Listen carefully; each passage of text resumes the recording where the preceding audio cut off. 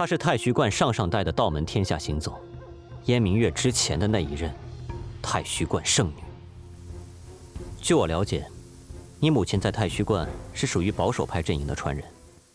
太虚观一直是保守派占主导地位，在庞杰之前，连续3任道门天下行走都是保守派传人。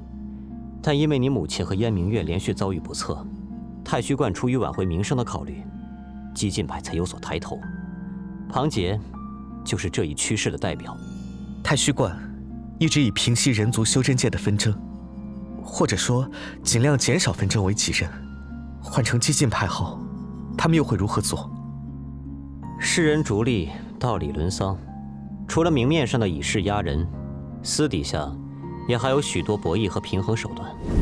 说来，孟仙子昔日究竟为何会选择你父亲玄机侯，为师也不甚明了。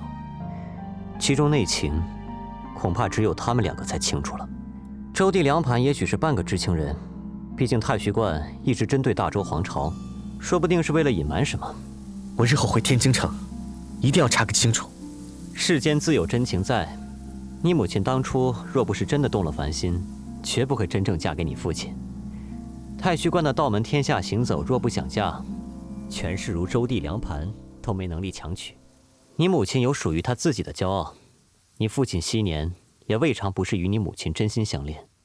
虽然在很多人心目中，感情并不是最重要的，人与人之间不同，自然也就会做出不同选择。多谢师父解开弟子心中一直以来的疑团。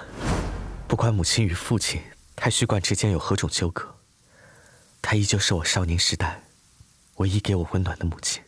那么弟子这就去修炼，日后探寻真相，还望仰仗师父成全。去吧，万事有我在。孟冰云真的是如此简单的一个人吗？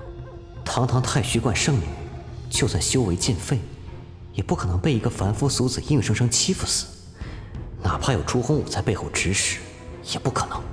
孟冰云可不是一心修炼、不食人间烟火的书呆子，那可是太虚观入世历练弟子中的佼佼者，被选为道门天下行走的人，代表的是太虚观的门面。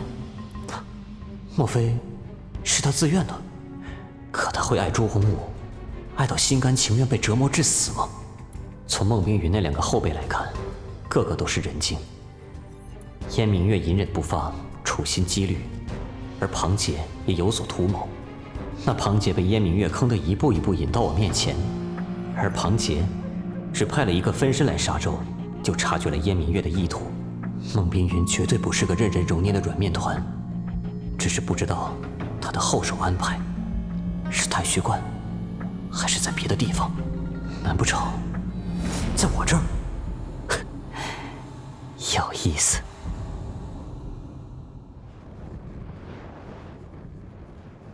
以太阳真火神芒照射，太阴真水滋养根茎，这环境应该能满足你生长了吧？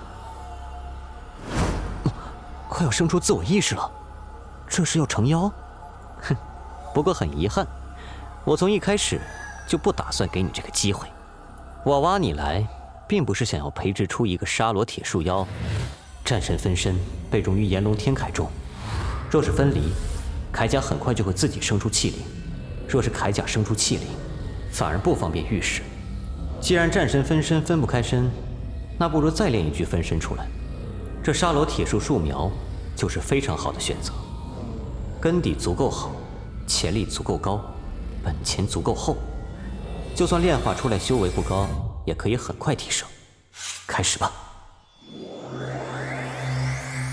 这里就是沙罗铁树神殿内部了，靠近点看看。之前接触过狼环玉树的树叶，当时修为低，体会不到。现在回想，狼环玉树似乎蕴含一股千变万化的力量意境，仿佛藏有无限可能。而这沙罗铁树却刚好相反，是一种一以贯之，直到永恒的力量意境。这样看来，4大灵树之间似乎蕴含着某种联系。